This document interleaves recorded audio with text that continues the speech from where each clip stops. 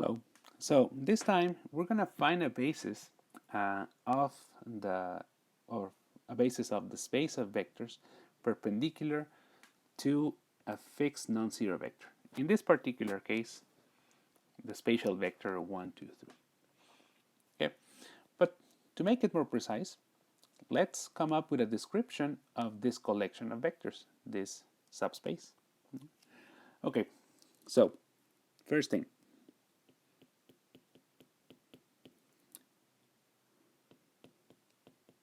Let's describe this collection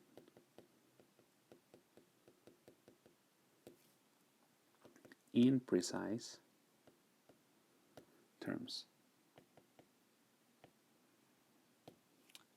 And for that, let W be the set of all those vectors in R3 such that, well, 1, 2, 3 is perpendicular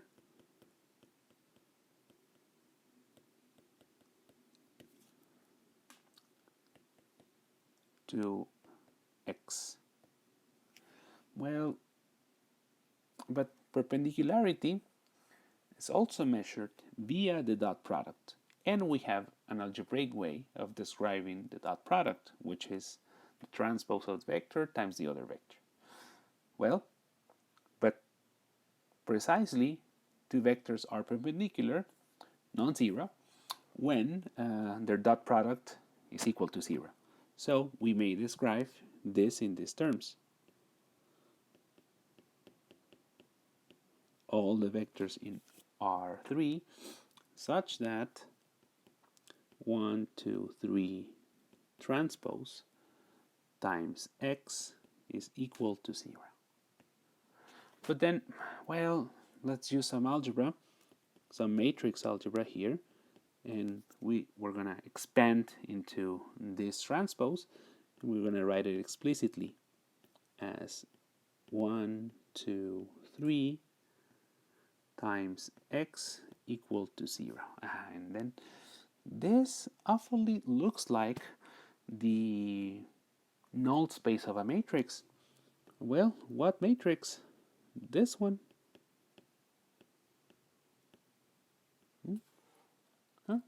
We're done. So now we have reduced that particular space of perpendicular vectors to the null space of a matrix. And for that, well, we already have techniques on how finding bases for such a thing. So let's do it. Remember that we will have to perform a series of row reductions in order to obtain an equivalent system of equations associated with this matrix. But well, we're kind of fortunate because that one is indeed already in row reduced form. So note that 1, 2, 3 addition with 0, right, is in row reduced echelon form. So, as recall, we're going to make a decomposition. We're going to think of X in terms of each of its components, x1, x2, x3, right? And then encode it the following definition.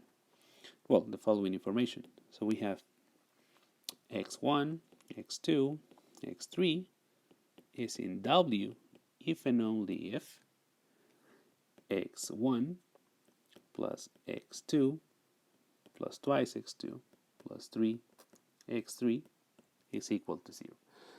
That's the associated system of equations associated with this augmented matrix.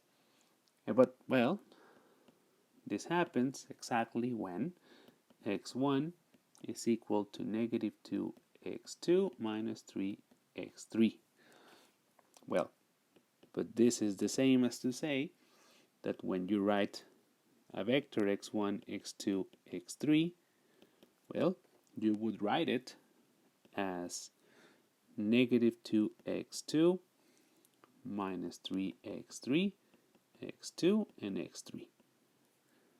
Well, but then this one, this last vector here, is subject to a decomposition.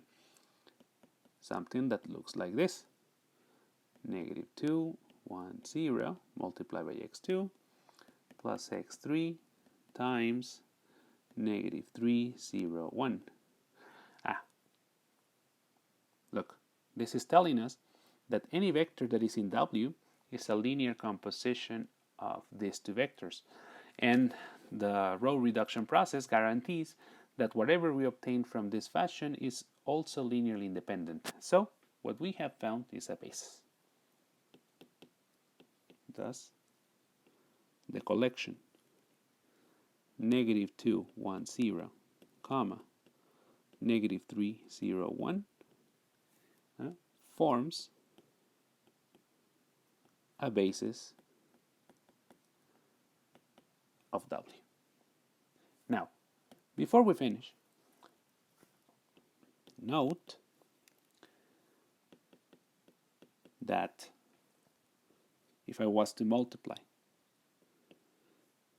negative 2, 1, 0, the transpose of this, against 1, 2, 3, and negative 3, 0, 1, the transpose of this, against 1, 2, 3, in both cases, the result is 0.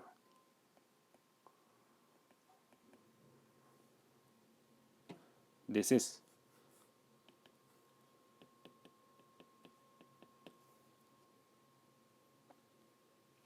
the basis vectors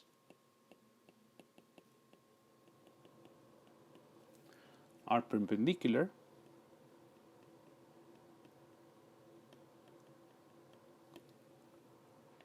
to the vector 1, 2, 3, which is the expectation, right? Thus, every single linear combination of such vectors is perpendicular to this one. Just like a small verification step.